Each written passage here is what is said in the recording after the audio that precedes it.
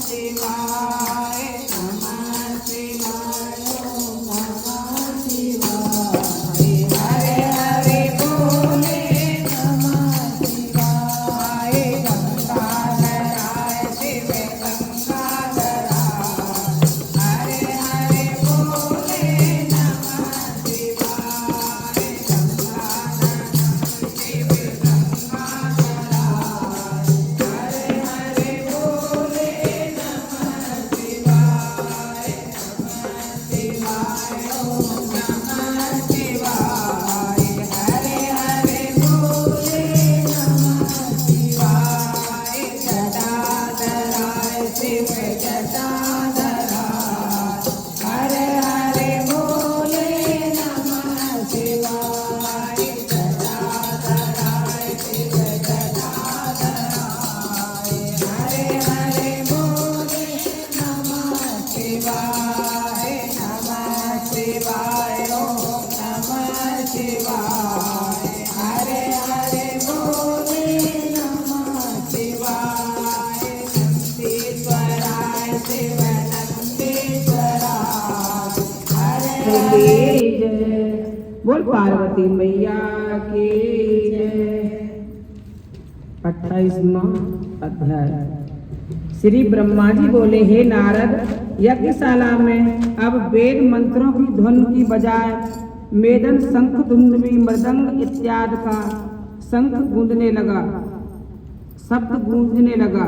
दोनों पक्ष अपनी वीरता दिखाने लगे। उसी समय महेश भृग बने शिवगणों पर उच्चाटन महामंत्र का प्रयोग किया और इंद्र शक्ति से रहित हो गए और इंद्र की सेना ने उनको व्याकुल कर दिया। सहस्त्रों गण मारे गए और सहस्त्रों भाग खड़े हुए। नारद जी, इसका कारण भगवान श्री सदाशिव जी महाराज का मंत्र शक्ति ब्राह्मणों को मान देना।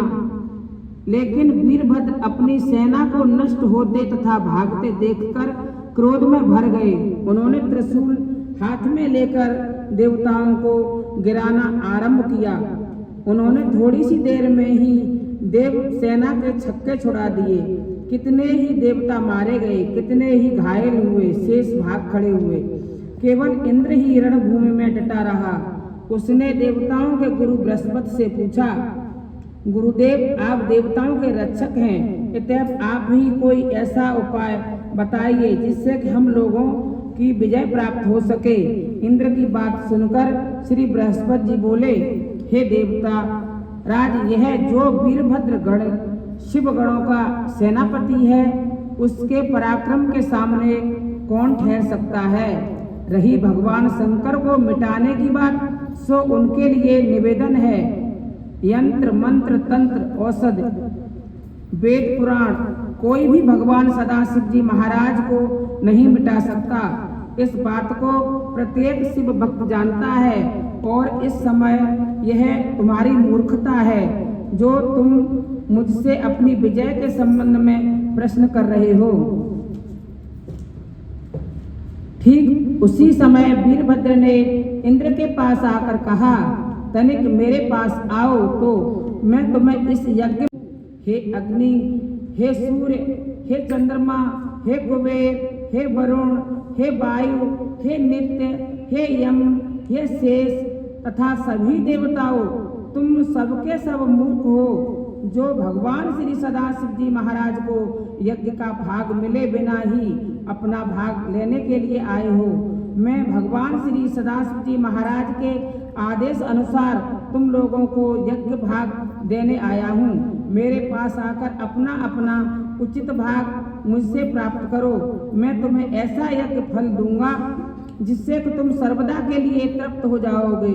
यह कहकर उग्र पराक्रमी वीरभद्र ने अपने तीक्ष्ण बाणों की वर्षा आरंभ कर दी। इससे देवसेना में हाहाकार मच गया। वह सबके सब रणभूमि से भाग निकले। भागे हुए देवता भगवान श्री विष्णु के पास पहुँचे और उनकी सहायता के लिए याचना की। ऋषियों और महिषियों के कहने पर भगवान श्री विष्णु युद्ध के लिए तैयार हो गए और अस्त्र शस्त्र संभालकर वीरभद्र के सामने आकर खड़े हो गए। उनको युद्ध के लिए तत्पर देखकर वीरभद्र ने कहा, रमापति, आप यहाँ किस लिए आए हैं?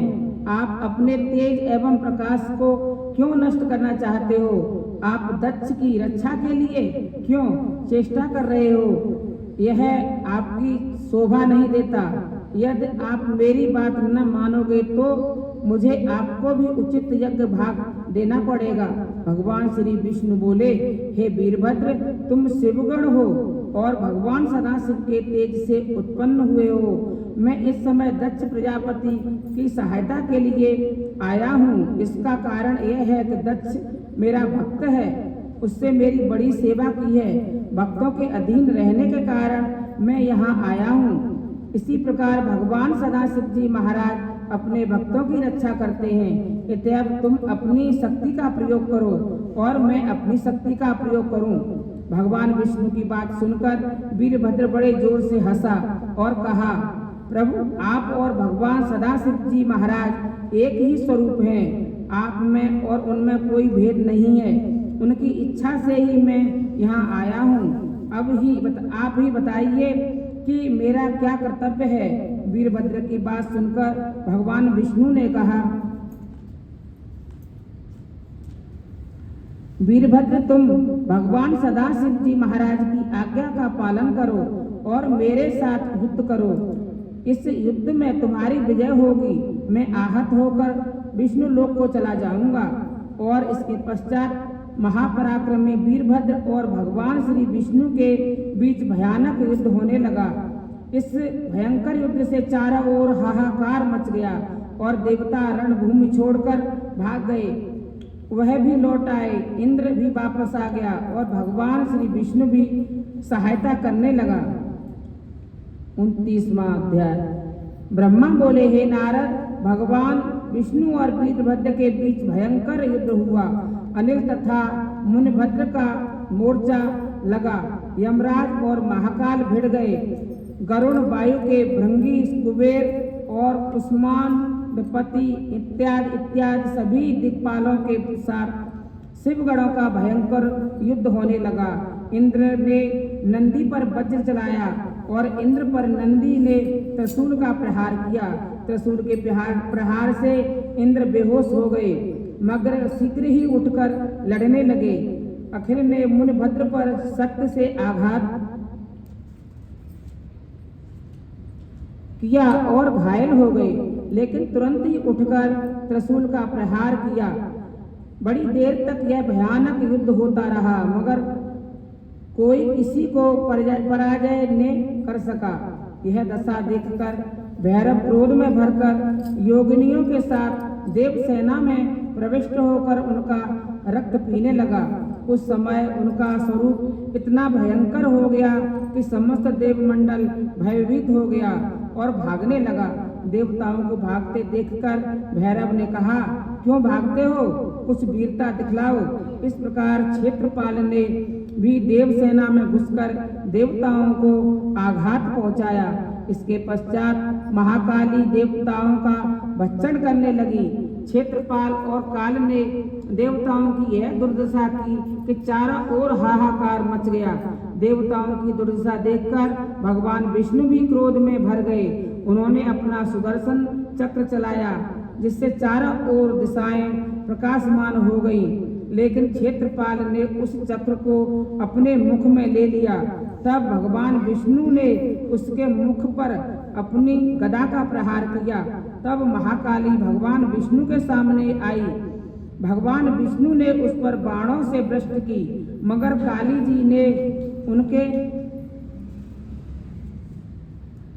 समस्त बाणों का भक्षण कर लिया। इस पर भगवान श्री विष्णु ने क्रोध में भरकर नंदक नामक अस्त्र का प्रहार किया, मगर महाकाली ने उसे भी तोड़ दिया। तब भगवान श्री विष्णु काली देवता जी से युद्ध करके भैरव से युद्ध करने लगे।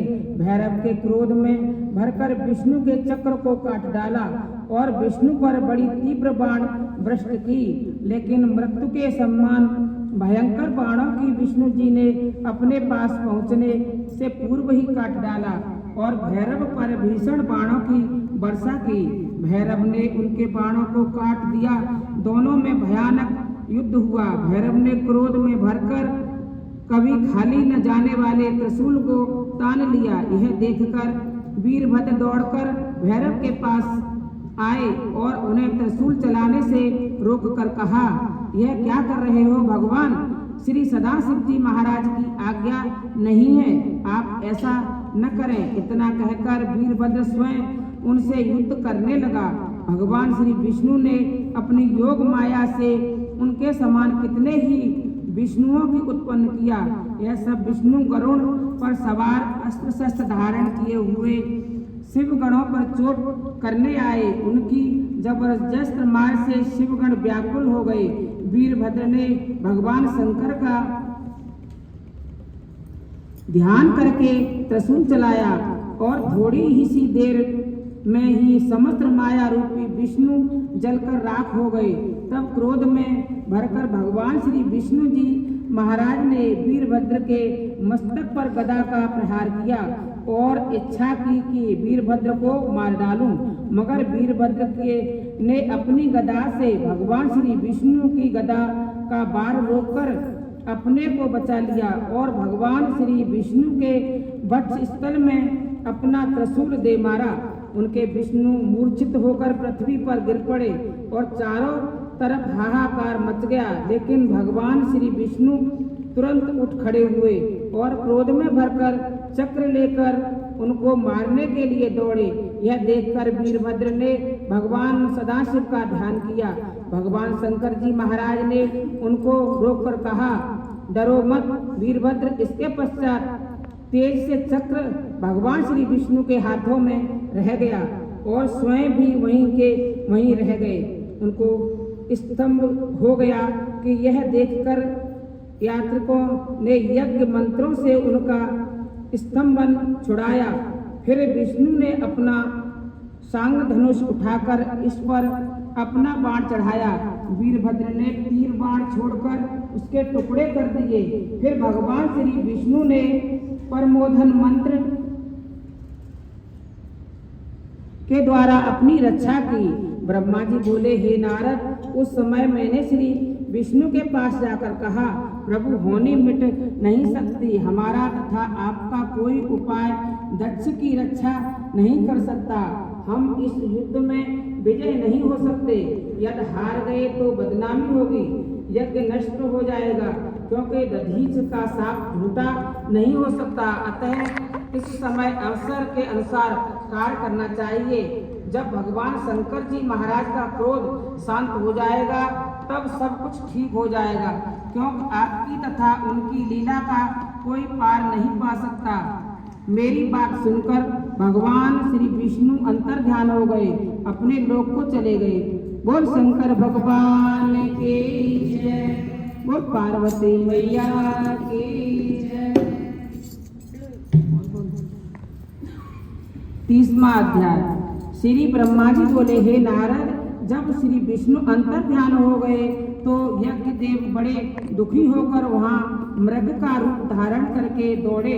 लेकिन महापराक्रमी वीरभद्र ने उनको पकड़ लिया और उनका सिर काटकर कुंड में डाल दिया।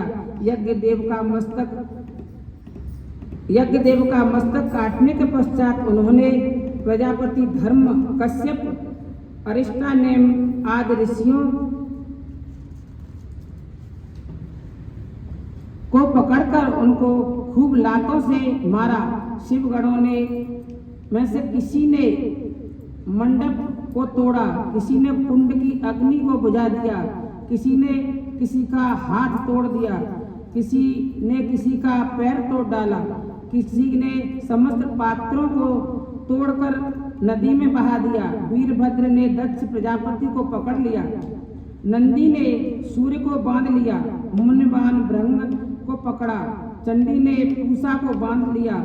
इसी तरह शिवगणों ने वहां जितने भी देवता थे सभी को बांध लिया। तथा जो देवता छिप गए थे, लेकिन शिवगणों ने सभी को ढूंढ निकाला। वहां पर कोई देवता, ऋषि या मुनि ऐसा न था जो कि घायल न हुआ हो। मुनिमान ने महेश भृंग की आंखें निकाल ली। वहीं दक्षिण के मंत्री थे। चंडी ने पूसा के दांतों को तोड़ डाला क्योंकि उनके भगवान श्री शंकर की हंसी उड़ाई थी।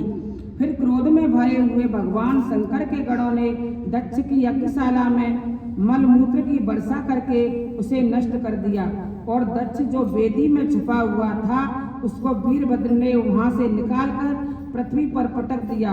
लेकिन जब पर्याप्त चेष्टा का प्रहार करने पर भी वह उसके मस्तक को भाग को मिटाकर यज्ञ में भाग लेना चाहते थे। इसके पश्चात अपना कार्य समाप्त करके वीरभद्र शंकर भगवान के पास कैलाश पर पहुंचा और उन्होंने उनको अपने गणों का नायक बना दिया। बोल शंकर भगवान के जय, बोल पार्वती मैया की नमः शिवाय, ओम नमः